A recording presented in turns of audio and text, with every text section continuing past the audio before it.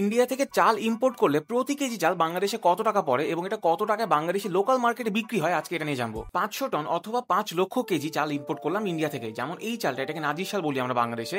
এটার import price পড়ছে আমার অ্যারাউন্ড $525 পার টন। এটা ইন্ডিয়ার বিহারের চাল, তার মানে বাংলাদেশি টাকায় কনভার্ট করলে আমার 64 টাকা প্রতি কেজি দাম পড়ে। ইম্পোর্ট করার পর চালের উপরে ইম্পোর্ট ডিউটি হচ্ছে 2%, তার মানে এটা আমার দাঁড়ায় 1 টাকা 30 পয়সা। এর সাথে আরো অ্যাড হয় ব্যাংক, সিএনএফ এবং অন্যান্য খরচ, যেটা আমরা 1 টাকা ধরে নেই। তাহলে সব মিলায় আমার দাম পড়ে 66 টাকা 60 পয়সা এবং এটা আমি বিক্রি করি 67 টাকা 60 পয়সা বাংলাদেশে। এবং ফাইনাল কাস্টমার অথবা কনজিউমার এই চালটা কিনে 75 থেকে 85 টাকা ডিপেন্ডিং অন দ্য কোয়ালিটি। যদি পুরো হিসাবটা ক্যালকুলেটারে দেখাই, এই চালটার ইন্ডিয়ান প্রাইস দাঁড়ায় $525 পার টন।